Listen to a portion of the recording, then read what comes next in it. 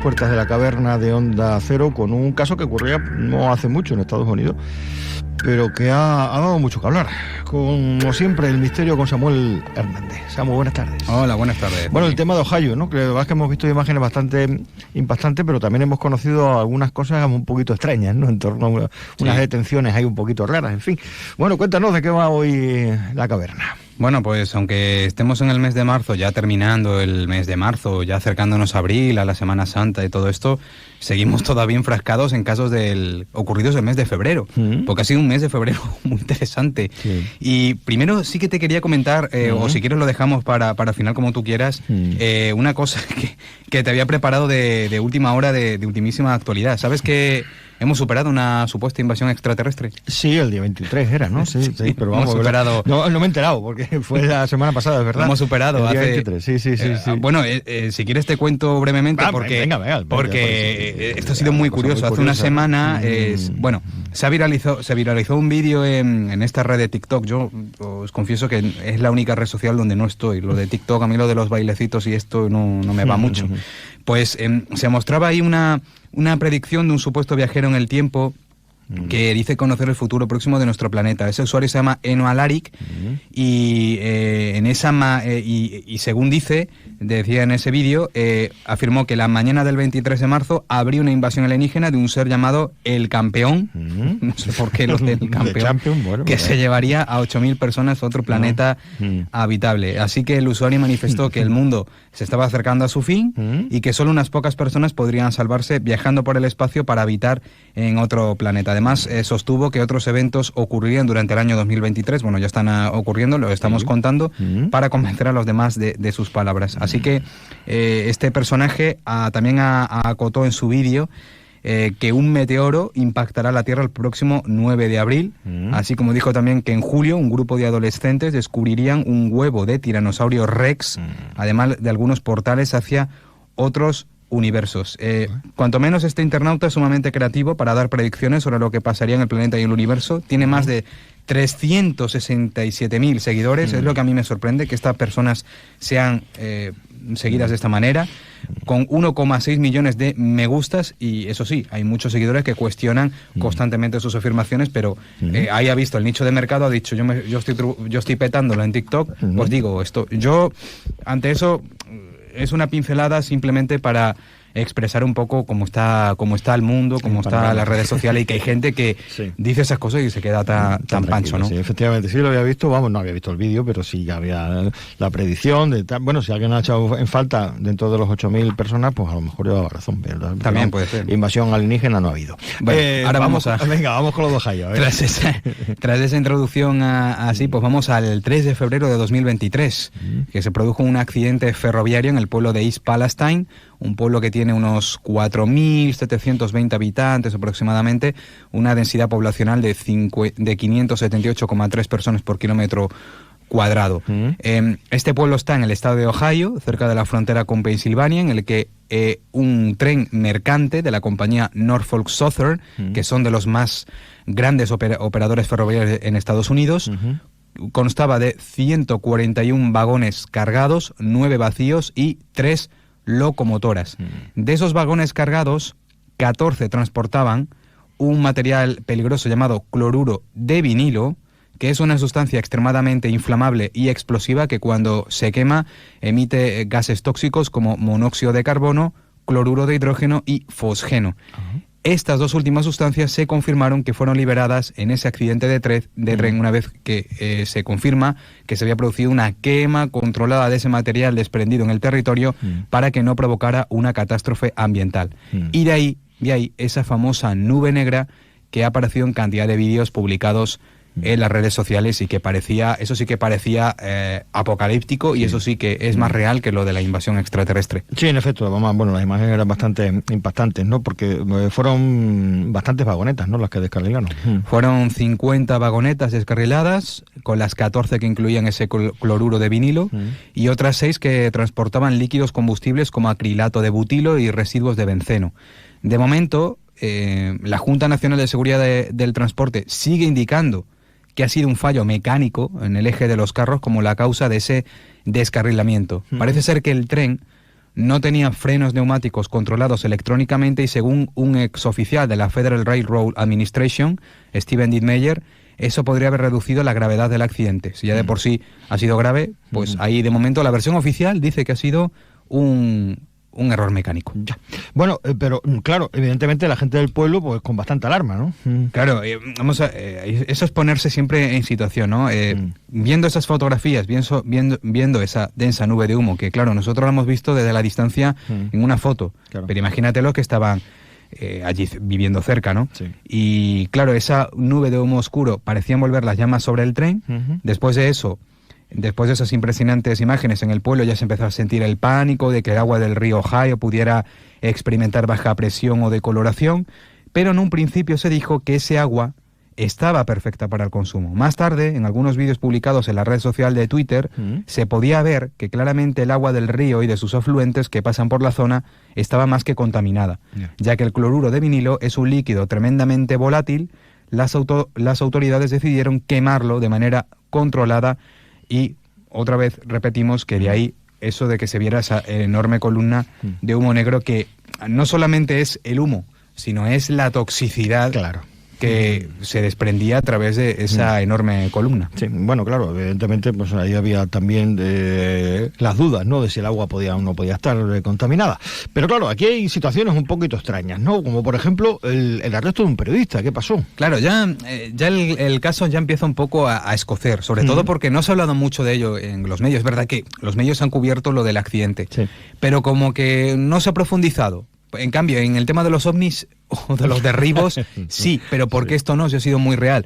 Bueno, pues la polémica sobre todo esto, sobre este accidente, comienza cuando un reportero de televisión llamado Evan Lambert es arrestado cuando cubría una conferencia de prensa del gobernador Mike DeWine en el gimnasio de una escuela primaria en East Palestine sobre el descarrilamiento del tren.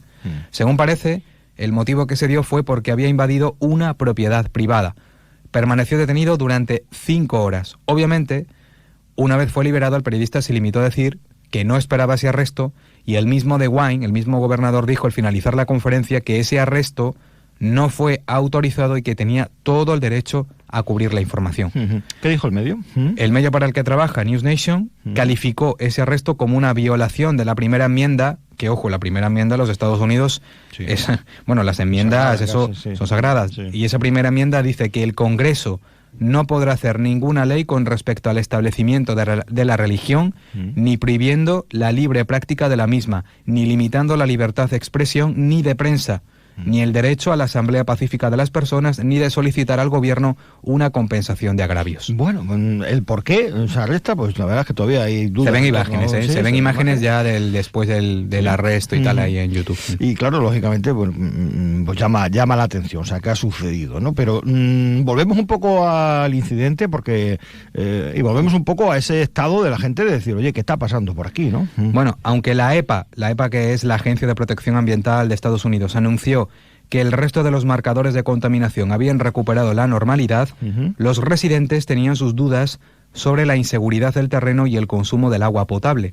Algunos testimonios llegaron a expresar que podían oler y saborear el producto químico y que hasta generaba dolores de cabeza e incluso que llegaron a temer por sus vidas. Claro, y aquí está lo que tú decías anteriormente, ¿no? El plantearse, bueno, ¿y por qué no se está hablando de esto?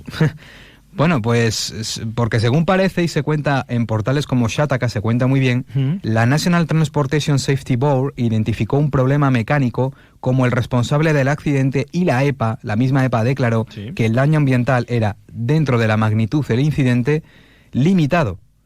Esto apagaba la historia del Chernóbil químico, como se ha llamado, y la orientaba a algo más corporativo. El relato de cómo la misma Norfolk Southern había hecho lobby para retirar la obligatoriedad de los mecanismos que hubieran impedido el accidente. Eso está recogido tal cual, y lo he tenido que poner tal cual del portal Shataka, porque aquí ya estamos pinchando en hueso. Sí, sigue por ahí, porque esto es interesante.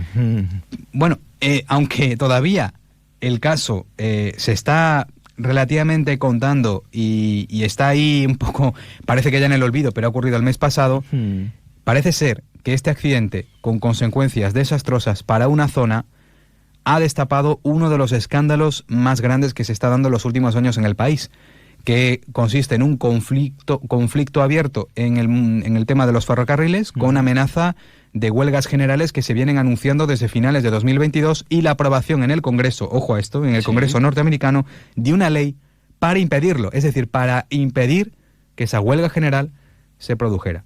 Así que cuidado, que aquí tenemos la historia del tren, aquí en Badajoz, pero cuidado que en otros países la historia de los ferrocarriles tiene también su polémica y, hombre, que hubiera una huelga general en un país donde el ferrocarril es tan importante en el transporte de sustancias de todo tipo, de material, pues cuidado con esto. Y yo creo que esto puede ser un volcán en erupción, lo que ha ocurrido en Ohio. Sí, bueno, estamos hablando de un país que evidentemente el ferrocarril es primordial, ¿no? Sí, para el transporte de materia, para el transporte de... Bueno, las películas del oeste, donde mejor se cuenta el avance que supuso, ¿no? Tienen una red de transporte ferroviario absolutamente impresionante, claro, porque hay unas distancias enormes, que a través de vehículos, pues o por carretera es mucho más complicado, ¿no? Hace referencia también a una película. Bueno, esto es curiosísimo. A raíz de los sucedidos en Ohio y con la etiqueta de ser el nuevo Chernobyl, se puso de moda de repente una película llamada White Noise, ruido de fondo, cuya sinopsis dice: un accidente industrial causa un terrible incidente medioambiental en una bucólica ciudad del medio oeste americano, cubriéndola en una nube tóxica. Jack, un profesor universitario que ha vivido rodeado del ruido blanco de la alta tecnología, las señales electromagnéticas y el consumismo, se ve obligado a enfrentarse a su propia mortalidad.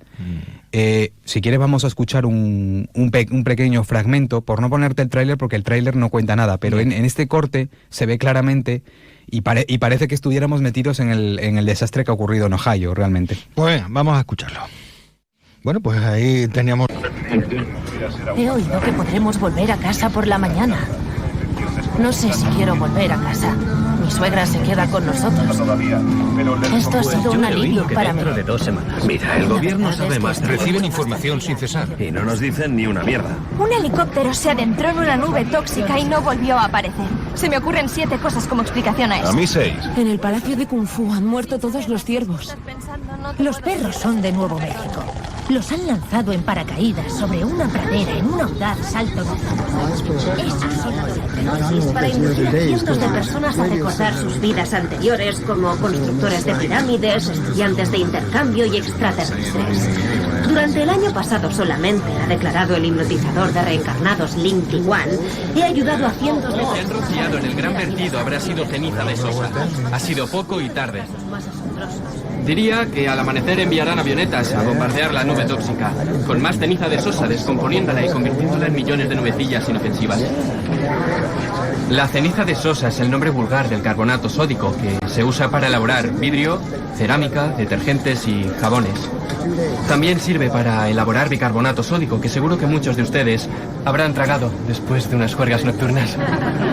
Lo que se preguntarán todos ustedes es qué es exactamente el niodeno D, del que tanto estamos oyendo. Gracias por esa pregunta. En forma de polvo, es incoloro, inodoro y sumamente peligroso.